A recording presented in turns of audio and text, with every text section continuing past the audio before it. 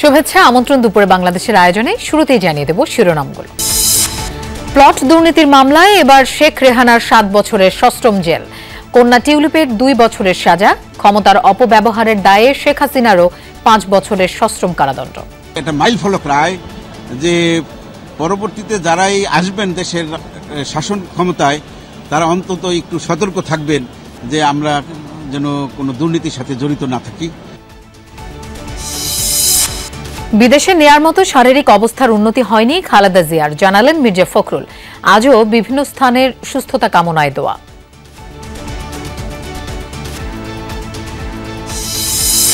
পিলখানা হত্যাকাণ্ডে জড়িত বাহিনীর সদস্যদের নাম প্রকাশ করে দ্রুত গ্রেফতার দাবি শহীদ পরিবারের। দলগতভাবে জড়িত থাকায় আওয়ামী লীগকে বিচারের আওতায় এনে নিষিদ্ধের দাবি। বিচারের আওতায় নিয়ে আসতেই হবে, আর না হলে যত সময় পেরাবে এনারা কিন্তু আস্তে আস্তে কাউকে আর পাওয়া যাবে না। আইনগত যে ধরনের পদক্ষেপ নেওয়া প্রয়োজন আমরা সেটা নিতে রেডি আছি। এটার প্রমাণ বা তথ্য আমাদের দিতে হবে, সেই সব কিছু নিয়েই আমরা প্রস্তুত আছি। মেট্রো রেলের ছাদে কিশোর উঠে পড়ার ঘটনা আরও ভয়াবহ হতে পারত বললেন ডিএমটিসিএল এর এমডি। নজরদারি বাড়ানোর নির্দেশ। পোশাক খাতের শ্রমিকদের পেনশন স্কিমে যুক্ত করা নিয়ে বিতর্ক, আপত্তি তুলেছেন মালিকপক্ষ। আর্থিক নিরাপত্তা বাড়বে বলছে কর্তৃপক্ষ।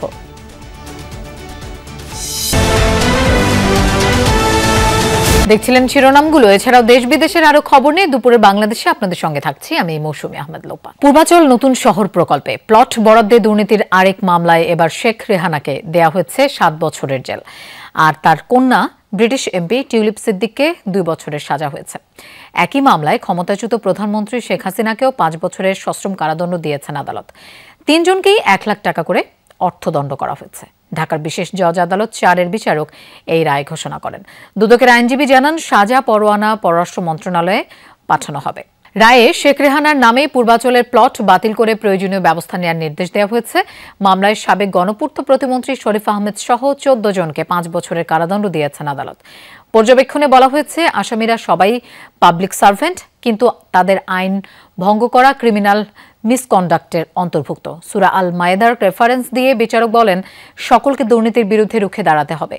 রায়ের শুরুতে বলা হয়, প্লট দুর্নীতি মামলায় শেখ হাসিনাকে প্রভাবিত করে শেখ রেহানার প্লট নেয়ার অভিযোগ সন্দেহাতীতভাবে প্রমাণিত হয়েছে। টিউলিপ সিদ্দিক শেখ হাসিনাকে প্রভাবিত করেছে। শেখ হাসিনা রাজুকের আবাসন নীতিমালার সবগুলো নীতি ভঙ্গ করেছেন বলে রায়ে জানান আদালত। এদিন ঢাকা মহানগর দায়রা জজ আদালত প্রাঙ্গণে বিজিবি মোতায়েন করে বাড়তি নিরাপত্তা নেওয়া হয়। শেখ রেহানার নামে যে প্লটটি বরাদ্দ দেওয়া হয়েছিল, ওই প্লটটি বাতিলের জন্য রাজুককে নির্দেশনা দিয়েছে মাননীয় আদালত। বাংলাদেশের জনগণের জন্য আমি মনে করি যে এটা মাইল ফলক রায় যে পরবর্তীতে যারাই আসবেন দেশের শাসন ক্ষমতায় তারা অন্তত একটু সতর্ক থাকবেন যে আমরা যেন কোনো দুর্নীতির সাথে জড়িত না থাকি। দর্শক, প্লট দুর্নীতি মামলা রায়ের বিস্তারিত জানবো। আমাদের সাথে যোগ দিচ্ছেন সহকর্মী তানভীর মৌসুম। তানভীর, রায়ে অভিযোগ প্রমাণের বিষয়ে আদালত আর কি কি জানালেন, একটু বিস্তারিত জানতে চাই। রায়ের বিষয়ে আসলে বেশ কিছু ব্যাপারই উঠে এসেছিল এবং বেশ দীর্ঘ সময় ধরে এটি নিয়ে আলোচনা হয়েছে। তবে বিচারকের একটি কথা আমি এখানে উল্লেখ করতে চাই। বিচারক কিন্তু বলেছিলেন যে এখানে একটি প্রশ্ন আসতে পারে। বিচারক নিজেই বলছিলেন যে প্রশ্নটি হচ্ছে যে যারা অভিযুক্ত বা যাদেরকে সাজা দেওয়া হচ্ছে তাদের তরফ থেকে একটি প্রশ্ন আসতে পারে যে তাদেরকে এই বিচার কার্যে অংশ নেয়ার বা তাদেরকে প্রতিদ্বন্দ্বিতার সঠিক সুযোগটি দেওয়া হচ্ছে কিনা, এটি নিয়ে একটি প্রশ্ন আসতে পারে। এবং তিনি নিজেই সেই প্রশ্নের উত্তরে বলেছেন যে তারা যেহেতু এই আইনি কার্যক্রমে তারা উপস্থিত ছিলেন না, উপস্থিত না থাকার কারণে আসলে তারা এই যে প্রতিদ্বন্দ্বিতা বা তারা যে আইনে সমভাবে লড়াইয়ের যে সুযোগটি সেটি তারা এই আদালতে অনুপস্থিত থাকার কারণে আসলে তাদের সেই সুযোগটি নেই।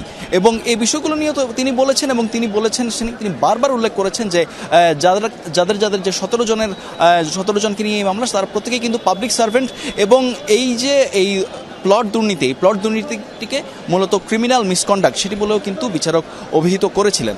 এবং এই মুহূর্তে আমরা যেতে চাই আমাদের আরেক সহকর্মী রাব্বি হোসেনের কাছে, যিনি পুরোটা সময় আদালতে ছিলেন। রাব্বি, আপনি তো পুরোটা সময় এই রায়ের সময় ছিলেন, উপস্থিত ছিলেন। এখানে বিচারকদের তরফ থেকে আসলে কি বিশ্লেষণ আসলো, তাদের পর্যবেক্ষণ কি এবং এগুলো নিয়ে পরবর্তী কি সিদ্ধান্ত আসতে পারে সেগুলো নিয়ে আপনি একটু আমাদেরকে বিস্তারিত জানাবেন, বিশেষ করে পরবর্তী আইনি পদক্ষেপগুলো নিয়েও। তানভীর, এই মামলাটি আজকে শুরুর কার্যদিবসেই রায় ঘোষণা করা হলো এবং প্রথমেই আসলে বিচারক বলেছেন যে এই যে প্লট দুর্নীতি করেছে শেখ হাসিনা এবং শেখ রেহানার পরিবার, সেখানে মূলত আজকের এই মামলাটির প্রধান যিনি আসামি শেখ রেহানা এবং তার মেয়ে টিউলিপ সিদ্দিক মূলত শেখ হাসিনাকে প্রভাবিত করেছেন। কিভাবে প্রভাবিত করেছেন সেই প্রশ্নের উত্তরও আজকে বিচারক দিয়েছেন। তিনি বলেছেন যে এই মামলায় যে মোট 32 জন সাক্ষী দিয়েছে তাদের মধ্য থেকে 2 জন সাক্ষী স্বীকারোক্তিমূলক জবানবন্দি দিয়েছেন। তার মধ্য থেকে ছিল যেমন গণভবনের 2 জন সাক্ষী ছিলেন কর্মকর্তা, তারা বলেছেন যে বিদেশে অবস্থান থেকেও টিউলিপ সিদ্দিক তার যিনি খালা অর্থাৎ সাবেক প্রধানমন্ত্রী শেখ হাসিনাকে অ্যাপসের মাধ্যমে, হোয়াটসঅ্যাপ বিভিন্ন অ্যাপসের মাধ্যমে প্রভাবিত করেছেন, চাপ প্রয়োগ করেছেন যে তার মাকে প্লট যাতে দেওয়া হয়। এই বিষয়টি আদালতে প্রমাণিত হয়েছে বলেই মূলত তাদেরকে আজকে কারাদণ্ড দেওয়া হয়েছে। সেখানে শেখ রেহানাকে 7 বছরের সশ্রম কারাদণ্ড দেওয়া হয়েছে এবং টিউলিপ সিদ্দিককে 2 বছরের কারাদণ্ড দেওয়া হয়েছে। এখানে একটি বিষয় আসবে যে তাদের যেহেতু সাজাপ্রাপ্ত হয়েছেন সেটি কিভাবে কার্যকর হবে। এই মামলার শুরু থেকেই তারা পলাতক, অর্থাৎ 5 আগস্টের পর থেকেই শেখ হাসিনার পরিবার, শেখ রেহানার পরিবার পলাতক অবস্থায় তারা বিভিন্ন দেশে অবস্থান করছেন। সেখানে পলাতক থাকলে এই মামলায় মূলত আপিল করারও একটি সুযোগ আপাতত নেই। যখন তারা আত্মসমর্পণ করবেন বা তাদেরকে গ্রেপ্তার করা হবে তখন তারা এই মামলায় যারা আপিলও করতে পারেন। তবে এখানে আইনজীবীরা আমাদেরকে বলেছেন যেহেতু তারা পলাতক আছেন, তাদের আজকের সাজার যে পরোয়ানা অর্থাৎ কনভিকশন ওয়ারেন্ট যেটি রয়েছে সেটি তারা পররাষ্ট্র মন্ত্রণালয়ে পাঠাবে এবং তাদেরকে ফিরিয়ে আনার পরই মূলত এই সাজা কার্যকর হবে। এখানে আরেকটি গুরুত্বপূর্ণ বিষয় হলো যে আদালত আজকে তার যে পর্যবেক্ষণ, তিনি পর্যবেক্ষণে বলেছেন যে শেখ হাসিনা যে তার ক্ষমতার শীর্ষে ছিলেন বা তার যে অর্থাৎ বোনের মেয়ে টিউলিপ, তিনি বিদেশের নাগরিক হয়েও, তিনি বাংলাদেশের নাগরিক হয়েও তিনি এখানে আইনি যে পদক্ষেপ রয়েছে সেখানে তিনি অংশ নেন না। অর্থাৎ এখানে আইন বা এই যে যুক্তিগুলো রয়েছে সেখানে তাদের সুযোগ ছিল, অর্থাৎ তারা এখানে আত্মসমর্পণ করতে পারতেন, আত্মসমর্পণ করে আইনজীবী নিয়োগ করতে পারতেন তাদের এই মামলা আইনি লড়াইয়ের জন্য। সেই সুযোগ থাকা সত্ত্বেও মূলত তারা এই আইনি পদক্ষেপে তারা অংশ নেননি, যার কারণে একটি প্রশ্নের সম্মুখীন হতে পারবে না বিচারক, তিনি এইগুলো বলেছেন। পাশাপাশি আরেকটা বিষয় হলো যে রাজুকের যারা কর্মকর্তা রয়েছেন, বিশেষ করে গণপূর্তের কর্মকর্তারা, তারা কিন্তু জানতেন যে শেখ হাসিনা বা তার পরিবারের যে হলফনামা তারা দাখিল করেছেন, অর্থাৎ রাজুকের যে বিধিমালা রয়েছে সেখানে মূলত একটি পরিবারে যদি কেউ রাজুক বা আশেপাশে যারা রয়েছে, বিশেষ করে সিটি কর্পোরেশনের জায়গায় যারা আবাসন একটি প্লট পেলে নতুন করে আবেদনই তারা করতে পারবেন না সেখানে আরেকটি প্লট পাওয়ার ক্ষেত্রে। সেখানে শেখ হাসিনা এবং শেখ রেহানার পরিবার তারা আবেদন করে পরপর সবাই নিয়েছেন, অর্থাৎ শেখ হাসিনা নিয়েছেন, তার বোন নিয়েছেন, তার বোনের মেয়ে নিয়েছেন, পাশাপাশি আরও 2টি মামলা রয়েছে সেখানে বোনের ছেলে মেয়েরও নিয়েছেন, শেখ হাসিনার ছেলে মেয়েরও রয়েছে। মূলত শেখ পরিবারের সব সদস্যদের নামেই মূলত একটি করে প্লট রয়েছে। 6টি মামলার এই বিষয়গুলো রয়েছে। এই বিষয়টি আদালত পর্যবেক্ষণে আসলে বলেছেন। যেমনটি আমার সহকর্মী রাব্বি বলছিলেন, এই বিষয়গুলো ছাড়াও মোট কথা বিচারক কিন্তু এটি বলেছেন যে তাদের তরফ থেকে আসলে এই যে এই প্লট দুর্নীতি, এই পুরো জিনিসটাকে আসলে শেখ হাসিনাকে প্রভাবিত করা হয়েছে। আমাদের কাছে এই ছিল সর্বশেষ। তানভীর, আপনাকেও ধন্যবাদ, সেই সাথে রাব্বি হোসেনকেও ধন্যবাদ। আদালতের রায়ের পর্যবেক্ষণের একদম বিস্তারিত তথ্য তিনি আমাদের জানালেন। বিএনপি চেয়ারপারসন বেগম খালেদা জিয়াকে সুস্থ করতে চিকিৎসকরা আপ্রাণ চেষ্টা করে যাচ্ছে বলে জানিয়েছেন বিএনপি মহাসচিব মির্জা ফখরুল ইসলাম আলমগীর। চিকিৎসা সংক্রান্ত তথ্য নিয়ে দলের স্থায়ী কমিটির সদস্য doctor AZM Zahid Hossain brief করে আপডেট জানাবেন। আমাদের চিকিৎসকরা কাজ করছেন, আপ্রাণ চেষ্টা করছেন, দেশি বিদেশি সমস্ত চিকিৎসকদেরকে যুক্ত রেখেই তারা চিকিৎসাটা করছেন এবং আল্লাহ তাআলার কাছে আমরা সবসময় গোটা দেশবাসী এই দোয়া করছি যে আল্লাহ তাআলা তাকে যেন সুস্থ করে দেন, তিনি সুস্থ হয়ে আমাদের মাঝে আসেন। বিএনপি ক্ষমতায় গেলে দেশ গণতান্ত্রিক ও সমৃদ্ধ অর্থনীতি নির্ভর হবে বলে জানিয়েছেন বিএনপি মহাসচিব মির্জা ফখরুল ইসলাম আলমগীর। সকালে রাজধানীর গুলশানে বিএনপিতে যোগদান অনুষ্ঠানে একথা জানান তিনি। এ সময় বিএনপিতে আনুষ্ঠানিকভাবে যোগ দেন সাবেক অর্থমন্ত্রী শাহ এএমএস কিবরিয়ার ছেলে রেজা কিবরিয়া। এ সময় মির্জা ফখরুল বলেন, দেশে অবাধ নির্বাচনের সুষ্ঠু পরিবেশ তৈরি হয়েছে, ফেব্রুয়ারিতে নির্বাচন করতে সরকার প্রস্তুতি নিচ্ছে। দেশে একটা পরিবেশ তৈরি হয়েছে একটা অবাধ সুষ্ঠু নির্বাচন অনুষ্ঠানের। এই অন্তর্বর্তীকালীন সরকার প্রধান 2026-এর ফেব্রুয়ারি মাসে নির্বাচন অনুষ্ঠানের ঘোষণা দিয়েছেন এবং সেইভাবেই আপনার প্রস্তুতি চলছে। বিএনপি এখন একমাত্র দল যারা জনগণ মনে করছে যে সামনে সরকার গঠন করতে পারলে তারা দেশে সত্যিকার অর্থেই একটা গণতান্ত্রিক একটা পরিবেশ তৈরি করতে পারবে এবং অর্থনীতি সমৃদ্ধ হবে। দর্শক, বেগম খালেদা জিয়ার শারীরিক অবস্থার খবর জানবো আমরা। হাসপাতালের সামনে থেকে আমাদের সাথে যোগ দিচ্ছেন সহকর্মী আলামিন হক অহন। সবাই আসলে বেগম খালেদা জিয়ার শারীরিক অবস্থার তথ্য জানতে চায়। এই মুহূর্তে নতুন কোনো তথ্য আছে কিনা আপনার কাছে? নতুন করে আর কোনো তথ্য নেই। গতকাল সবশেষ যখন রিজভী আহমেদ চিকিৎসকের বরাত দিয়ে জানিয়েছিলেন যে শারীরিক অবস্থা স্থিতিশীল, তারপর থেকে এখন পর্যন্ত নতুন কোনো তথ্য জানানো হয়নি।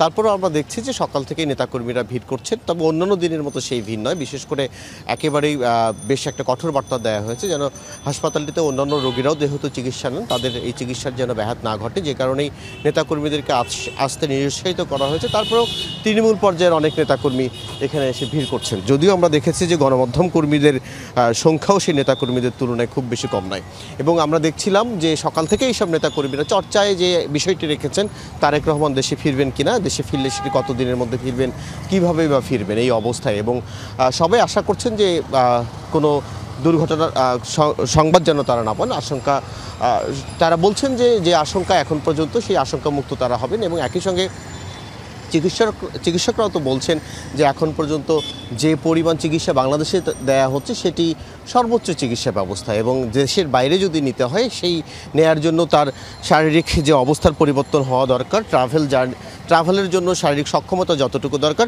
ততটুকু কিন্তু তৈরি হয়নি। নিউমোনিয়া হওয়ার কারণে অন্তত বেশ কয়েকটি অর্গান একেবারেই কাজ করছে না। আমরা শুনেছি যে ডায়ালিসিস চলছে। এই অবস্থায় দেশের বাইরে নেওয়ার কোনো সুযোগ নেই, অবস্থার উন্নতি হতে হবে। তবে চিকিৎসকরা এও বলছেন যে অবস্থার উন্নতি হওয়ার জন্য হয়তো আরও কয়েকদিন অপেক্ষা করতে হতে পারে। একই সঙ্গে নেতাকর্মীরাও যেহেতু এখানে ভিড় করছিলেন তারাও আশা করছেন যে এর আগেও কয়েকবার এই হাসপাতালে খালেদা জিয়া ভর্তি হয়েছিলেন, শেষ পর্যন্ত সুখবর পাওয়া গেছে তিনি সুস্থ হয়ে ঘরে ফিরেছেন। এবারও তিনি ঘরে ফিরবেন এমন আশাবাদ, এবং একই সঙ্গে দেশবাসীর কাছে দোয়া চাচ্ছেন। সরকারের পক্ষ থেকেও তো তারেক রহমানের ফেরার বিষয়ে বলা হয়েছে একদিনের মধ্যে ট্রাভেল পাস ইস্যু করা সম্ভব। সব মিলিয়ে এখন পর্যন্ত তার নিরাপত্তার বিষয়টিও তো রয়েছে। বাংলাদেশে সেই নিরাপত্তা কতটা বা নাজুক সেই বিষয়গুলোরও চর্চা করছেন এখানকার নেতাকর্মীরা। তারা বলছেন যে এই মুহূর্তে দেশের একদম ক্রান্তিকাল মুহূর্ত, যেহেতু তারেক রহমানের আগেও অর্থাৎ খালেদা জিয়া ঐক্যের প্রতীক, দলের ঐক্যের প্রতীক, এই মুহূর্তে নিশ্চয়ই তার যদি কিছু একটা হয়ে যায় তাহলে নিশ্চয়ই দল সেটি বা কীভাবে সামলাবে, নিশ্চয়ই দলের সেই চিন্তাভাবনা রয়েছে। অথবা এখন পর্যন্ত আমরা চিকিৎসকের বরাতে যা জেনেছি যে আশা রাখা যেতেই পারে যে আমরা নিশ্চয়ই সুখবর পাবো এবং নিশ্চয়ই সবাই তেমনটাই প্রত্যাশা করছে। ধন্যবাদ অহন আমাদের সাথে যোগ দেওয়ার জন্য। পিলখানা হত্যাকাণ্ডে বাহিনীর জড়িতদের নাম প্রকাশ করে দ্রুত গ্রেফতারের দাবি জানিয়েছেন শহীদ পরিবারের সদস্যরা। সকালে বিডিআর বিদ্রোহের ঘটনা তদন্তে গঠিত কমিশনের প্রতিবেদনের প্রতিক্রিয়া জানাতে আয়োজিত এক সংবাদ সম্মেলনে এই দাবি জানান তারা। সংবাদ সম্মেলনে কমিশনের প্রতিবেদন নিয়ে সন্তুষ্টির কথা জানিয়েছেন শহীদ পরিবারের সদস্যরা। তারা বলেন এই হত্যাকাণ্ডে বাহিনীর জড়িতরা এখনো বহাল তবিয়তে রয়েছে। বিচার নিয়ে সোচ্চার থাকার কারণে শহীদ পরিবারের সদস্যদের নানাভাবে ভয়ভীতিও দেখানো হচ্ছে বলে অভিযোগ তাদের। এ অবস্থায় শহীদ পরিবারের নিরাপত্তা নিশ্চিতের পাশাপাশি জড়িত সেনা সদস্যদের দ্রুত আইনের আওতায় আনার দাবি জানিয়েছেন তারা। শহীদ পরিবারের সদস্যরা বলেন দলগতভাবে আওয়ামী লীগ এই হত্যাকাণ্ড ঘটিয়েছে, তাই দল হিসেবেও আওয়ামী লীগকে বিচারের আওতায় এনে নিষিদ্ধের দাবি জানান তারা। এর আগে দীর্ঘ 11 মাস তদন্ত শেষে রোববার প্রধান উপদেষ্টা ডক্টর মোহাম্মদ ইউনূসের কাছে প্রতিবেদন জমা দেয় স্বাধীন তদন্ত কমিশন, যাতে বলা হয়েছে বিডিআর হত্যাকাণ্ড ছিল পরিকল্পিত। আর এতে তৎকালীন প্রধানমন্ত্রী শেখ হাসিনার গ্রিন সিগন্যাল ছিল উল্লেখ করে বলা হয়েছে তৎকালীন সেনাপ্রধানেরও যেমন দায় আছে তেমনি পুলিশ ও র্যাব এবং গোয়েন্দা সংস্থাগুলোও চরম ব্যর্থতার পরিচয় দিয়েছে। রিপোর্টে বলা হয় ক্ষমতাকে কুক্ষিগত পাকাপোক্ত করতেই এই নৃশংস হত্যাকাণ্ড ঘটানো হয়েছিল, যাতে দলগতভাবে জড়িত ছিল আওয়ামী লীগ। শেখ ফজলে নূর তাপস ছিলেন প্রধান সমন্বয়ক। আওয়ামী লীগ পড়ার পর থেকে আমরা ন্যায় বিচারের জন্য রাস্তায় নেমেছি। আমরা একদম সারপ্রাইজ হয়েছি যে আমাদের এগেইনস্টে এত ডেঞ্জারাস একটা কনস্পিরেসি এরা শুরু করে দিবে। যত দিন যাবে যদি কিনা রিপোর্টটা পাবলিক না হয়, আমরা আশঙ্কা করি যে যেই সমস্ত মানুষের নাম এসছে তারা ধরাছোঁয়ার বাইরে চলে যাবে। The army within the system, আমার রিকোয়েস্ট থাকবে যে যারা পজিশন অফ পাওয়ারে এখন আছেন, আপনারা যদি আসলে ট্রুলি এমবডেড করেন আর্মি কিসের জন্য স্ট্যান্ড করেন, দেন আমরা আশা করি কি যে আপনি যখন সরকার এই জিনিস রিপোর্টটাকে পাবলিক করবে তখন আপনারা আসলে আমাদের পাশে দাঁড়াবেন। রবিবার রাজধানীর সচিবালয় স্টেশনে মেট্রো রেলের 2 কোচের মাঝে দিয়ে এক কিশোর ছাদে উঠে পড়ার ঘটনা আরও ভয়াবহ হতে পারত বলে জানিয়েছেন ডিএমটিসিএল এর ব্যবস্থাপনা পরিচালক ফারুক আহমেদ। দুপুরে রাজধানীর উত্তরার দিয়াবাড়িতে এক সংবাদ সম্মেলনে আরও জানান সিসি ক্যামেরা দেখে ছাদে ওঠা ওই কিশোরকে উদ্ধার করা হয়। এরপর থেকে গতকাল এবং আজ নজরদারিতে রাখা হয়েছে। সামনে নজরদারি আরও বাড়ানো হবে এবং স্টেশনের নিচেও সিসি ক্যামেরা বসানো হবে। অধিকতর জিজ্ঞাসাবাদের জন্য গতকাল তাতে পুলিশের হাতে তুলে দেওয়া হয়। এমডি জানান, এর আগে বিভিন্ন সময়ে ড্রোন, 7টি ককটেল, আবর্জনা সহ নানা কিছু পাওয়া গেছে। তিনি বলেন, পরবর্তীতে সরকার না আসা পর্যন্ত দিয়াবাড়ি থেকে টঙ্গী রুটের কোনো অগ্রগতি নেই। সম্প্রতি ভূমিকম্পের ঘটনায় মেট্রোর অবকাঠামোর কোনো ক্ষতি হয়নি বলেও জানান ফারুক আহমেদ। আরও বলেন, মেট্রো স্টেশনের দোকান ভাড়া আসার চেয়ে দ্বিগুণেরও বেশি পাওয়া গেছে। ফেব্রুয়ারিতে ফার্মগেট পার্ক ফিরিয়ে দেওয়া হবে। 2 মাসের মধ্যে ট্রেনের মধ্যকার সময় 4:15 মিনিটে নামিয়ে আনা হবে বলেও জানান তিনি। সম্প্রতি বিয়ারিং দুর্ঘটনার কারণে মেট্রোর যাত্রী কমে গেছে বলেও দাবি করেন তিনি। স্টেশনের জন্য যদি কেউ রিপিটিভ লাস্ট নাইটে যে ইনসিডেন্ট হয়েছে, একজন বাচ্চা আমরা পেয়েছি এবং 2 জন প্রায় ট্রেনের উপরে উঠে গিয়েছিল। ইলেকট্রিফাইড হয় নাই, এটা সৌভাগ্য। হয়তো আরো বড় কিছু হইতে পারত। এখন ফার্দার ফাইন টিউন টেস্ট হচ্ছে কিছু। এখন ম্যাটেরিয়াল শুধু as a integrated of the bearing test না, শুধু ওটার যে পার্টিকুলার ম্যাটেরিয়াল যেগুলো ছিল এটার সাথে জড়িত, ওই সবগুলি ম্যাটেরিয়ালস লেভেলের টেস্ট হচ্ছে। সো এটা টেস্টের ডেপথটা অনেক বেশি হয়ে যাচ্ছে, এখন করতে হচ্ছে। ৭১-এর শহীদের রক্তের বিনিময়ে পাওয়া বাংলাদেশ নিজেদেরই রক্ষা করতে হবে বলে মন্তব্য করেছেন ঢাকা বিশ্ববিদ্যালয়ের উপাচার্য অধ্যাপক ডক্টর নিয়াজ আহমদ খান। সকালে বিশ্ববিদ্যালয়ে বিজয় র্যালি শেষে দেয়া বক্তব্যে এসব কথা বলেন তিনি। আরও বলেন, শহীদের রক্তের কখনো শোধ হবে না, জাতি সব সময় তাদের স্মরণ করবে। অপরাজেয় বাংলা থেকে বিজয় র্যালিটি বের হয়ে ভিসি চত্বরে গিয়ে শেষ হয়। বিশ্ববিদ্যালয়ের শিক্ষক, শিক্ষার্থী, কর্মচারীরা এই র্যালিতে অংশ নেন।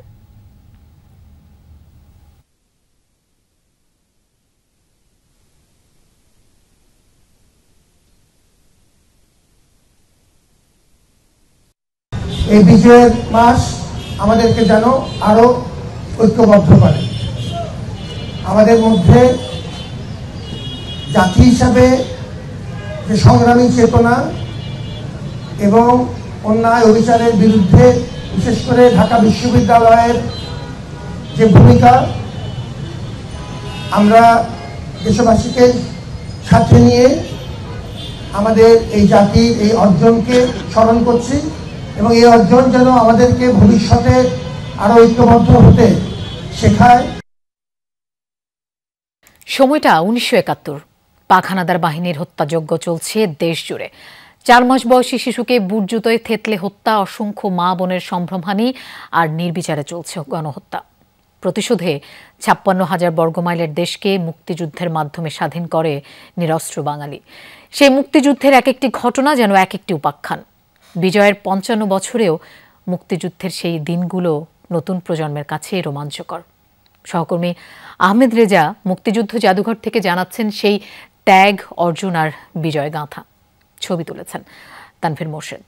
A Pakistani execution squad lined up slightly to the right of the center of the screen.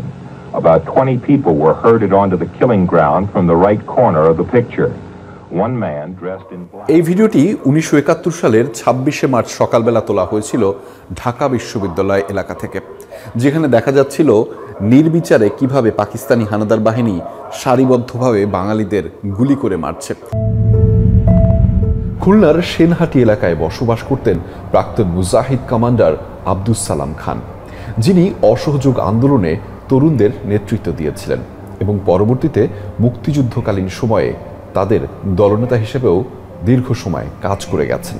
তাকে খুঁজতেই 1971 সালের 30 এপ্রিল স্থানীয় দালালরা পাকিস্তানি সৈন্যসহ তার বাড়ি ঘেরাও করে। রেড করার পরে বাড়ির থেকে সবাই তো পলায় চলে গেল। বাচ্চাটা 2 মাসে বাচ্চাটা ঘরেতে ছিল। তার ওই বিহারিরা আর ওই পাঞ্জাবিরা মিলে বোর্ড দিয়ে ফেসে বাচ্চাটাকে মারিয়ে দিল। মুক্তিযোদ্ধা বাবা আব্দুস সালাম খান রাতে এসে তার সন্তানের মরদেহ ধুয়ে মুছে রূপসা নদীতে ভাসিয়ে দেন। এখানে একটি হেলমেট এবং নোটবুক দেখতে পাচ্ছি, যেটি বীর মুক্তিযোদ্ধা মাহবুবুল আলমের, যিনি রণাঙ্গন থেকে লিখেছিলেন মুক্তিযুদ্ধকালীন কথা। এটা হচ্ছে ফিল্ড নোটবুক। প্রতিদিন যে যুদ্ধ হতো, অপারেশন হতো, 1 লাইন 2 লাইন 5 লাইন 7 লাইন যতদূর হয় আর কি, ওখানে টুকে রাখতাম। আর হেলমেটটা জগদলহাট পাক আর্মির ঘাঁটি দখল করার পরে অনেকগুলো হেলমেট পেলাম, তার মধ্যে আমি একটা মাথায় পরে নিলাম। ওই হেলমেটটা আমি বহু যত্নে রাখছিলাম, বহু যত্নে। বাঙালি নারীরা পাকিস্তানি সেনাবাহিনীর দ্বারা যে নির্যাতিত হয়েছে তার বিভিন্ন চিত্র উঠে এসেছে দেয়ালে। তেমনি একটি চিত্র রয়েছে এখানে, যেটি সিলেটের শেলুটিকরে দেয়ালে চিত্রিত অবস্থায় পাওয়া গেছিল। 9 মাস রক্তক্ষয়ী যুদ্ধের পর আসে বাংলার কাঙ্ক্ষিত বিজয়, যে বিজয় আসলে নিশ্চিত করেছে 1,47,570 বর্গ কিলোমিটারের স্বাধীন বাংলাদেশ নামক রাষ্ট্রটির, যে বিজয় আসলে নিশ্চিত করেছে বাংলার লাল সবুজের পতাকাকে, যে বিজয় আসলে নিশ্চিত করেছে বাংলার মানুষের অধিকারকে। আহমেদ রেজা, যমুনা নিউজ, ঢাকা। মানিকগঞ্জে গভীর রাতে জুলাই স্মৃতিস্তম্ভে আগুন দিয়েছে দুর্বৃত্তরা, এতে কিছুটা ক্ষতিগ্রস্ত হয়েছে স্মৃতিস্তম্ভটি। মানিকগঞ্জ বাসস্ট্যান্ডের মনরা এলাকায় এই ঘটনা ঘটে। সিসি ক্যামেরার ফুটেজে দেখা যায় রাত 3:30টার দিকে স্মৃতিস্তম্ভের সামনে একটি প্রাইভেট কার এসে থামে। পরে গাড়ি থেকে নেমে 2 ব্যক্তি আগে থেকেই সেখানে রাখা 2টি টায়ারে পেট্রোল ঢেলে আগুন দিয়ে দ্রুত সটকে পড়ে। খবর পেয়ে রাতেই ঘটনাস্থল পরিদর্শন করে পুলিশ। জড়িতদের শনাক্ত করে আইনের আওতায় আনার চেষ্টা চলছে বলে জানিয়েছেন কর্মকর্তারা। খুলনায় ইসলামী 8 দলীয় জোটের সম্মেলন চলছে, সেখানে আছেন আমাদের সহকর্মী প্রবীর বিশ্বাস। আমরা তার কাছে যাচ্ছি। প্রবীর, সম্মেলন তো চলছে, নেতাকর্মীরা এসেছেন, কি বলছেন তারা? সম্মেলন শুরু হয়েছে বেলা 12টা থেকে এবং সম্মেলনে এ পর্যন্ত যারা বক্তব্য দিয়েছে তারা মূলত স্থানীয় নেতৃবৃন্দ বক্তব্য দেবেন এবং এই সমাবেশ বিকাল পর্যন্ত চলবে। আমরা যতদূর জানতে পেরেছি 5 দফা দাবিতে যে বিভাগীয় সমাবেশ, এটি বাংলাদেশের বিভিন্ন জায়গায় হচ্ছে, তারই ধারাবাহিকতার আজকের এই অনুষ্ঠান।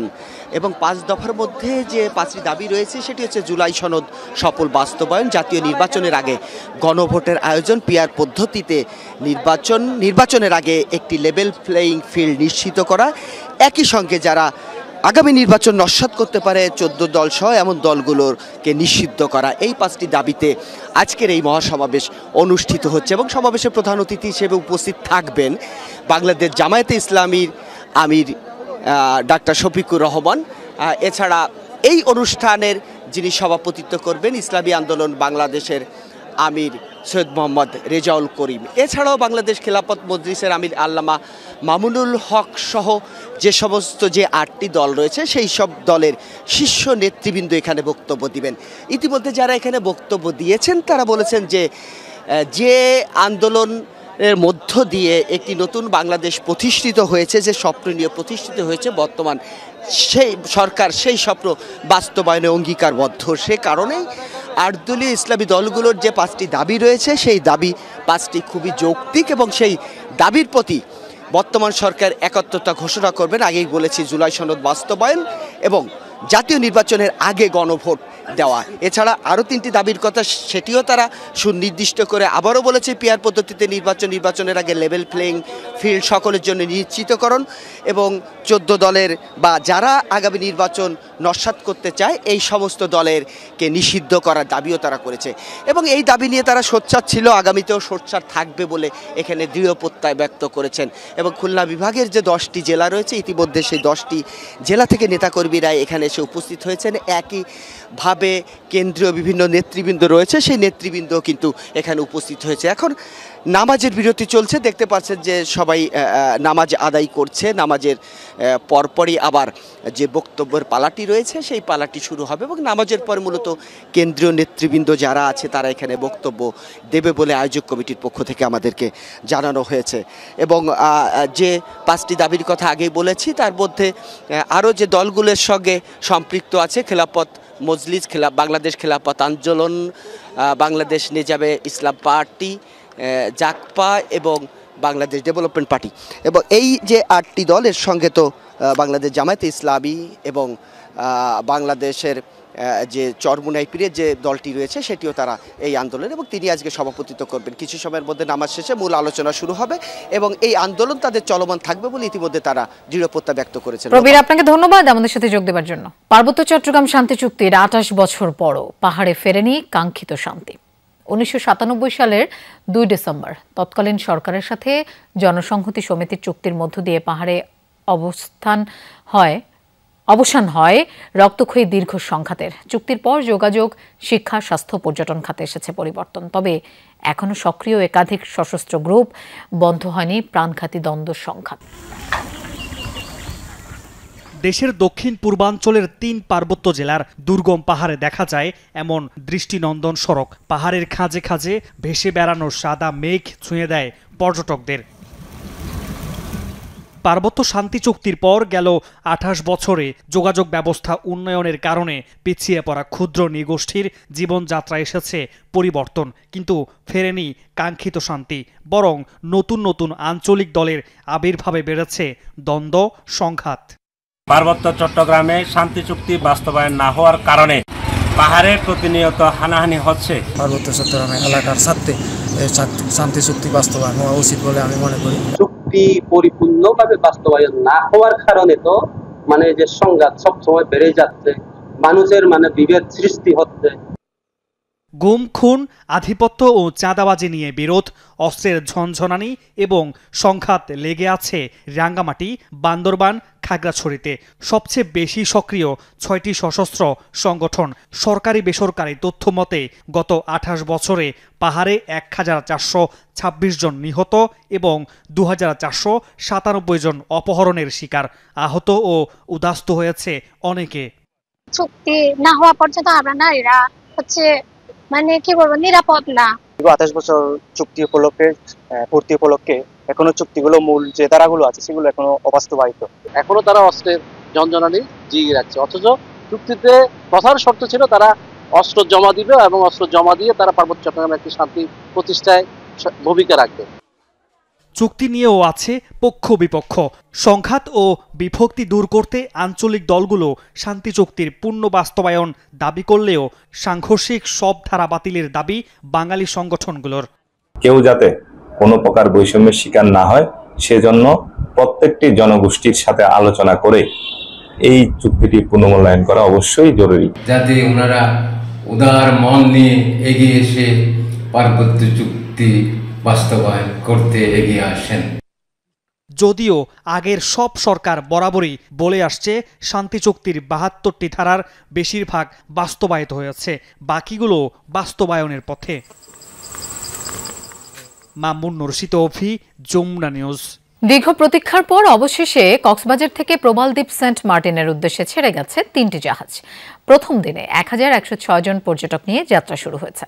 সকাল 7:15 কক্সবাজার শহরের নুনিয়ারছড়া BIWTA ঘাট থেকে ধাপে ধাপে জাহাজগুলো রওনা করে। জেলা প্রশাসন জানিয়েছে দৈনিক 2000-এর বেশি পর্যটক এই প্রবালদ্বীপটিতে যেতে পারবেন। আগামী 31 জানুয়ারি পর্যন্ত 2 মাস পর্যটকরা ভ্রমণ করতে পারবেন সেন্ট মার্টিনে। সেন্ট মার্টিনের জীববৈচিত্র্য রক্ষায় গত অক্টোবরে 12টি নির্দেশনা জারি করেছে সরকার। সেগুলো কঠোরভাবে বাস্তবায়নের তাগিদ দিয়েছে জেলা প্রশাসন। দ্বীপের পরিবেশ রক্ষায় রাতে সৈকতে আলো জ্বালানো, উচ্চ শব্দে অনুষ্ঠান, বারবিকিউ পার্টি, কেয়া বনে প্রবেশ, কেয়া ফল সংগ্রহ ও ক্রয় বিক্রয় এবং সামুদ্রিক কাছিম, পাখি, প্রবাল, রাজকাঁকড়া ও অন্যান্য জীববৈচিত্র্যের ক্ষতি পুরোপুরি নিষিদ্ধ।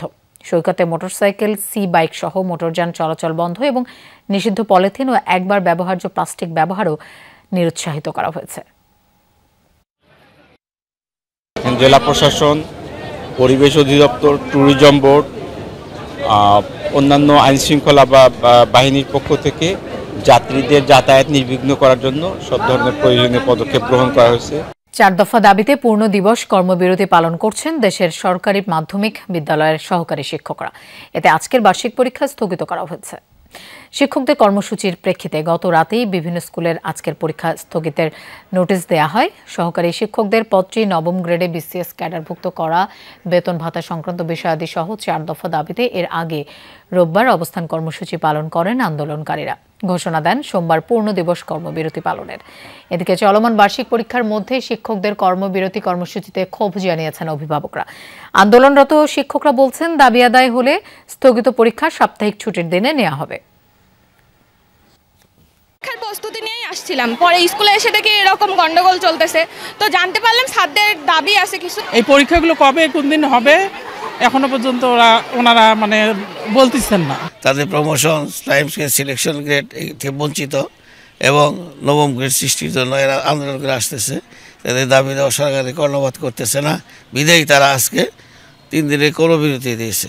এদিকে 11তম গ্রেডে বেতন ভাতা নির্ধারণ সহ 3 দফা দাবিতে বিভিন্ন জেলায় কর্মবিরতি পালন করছেন সরকারি প্রাথমিক বিদ্যালয়ের সহকারী শিক্ষকরাও।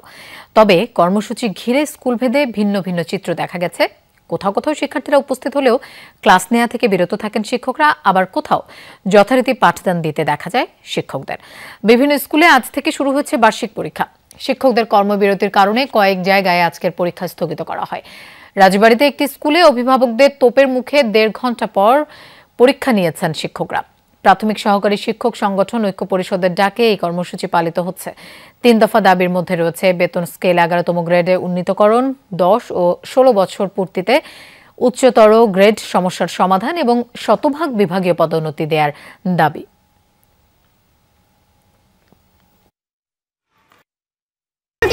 আজকে পরীক্ষা হবে, ওই জন্য আমরা আসছি।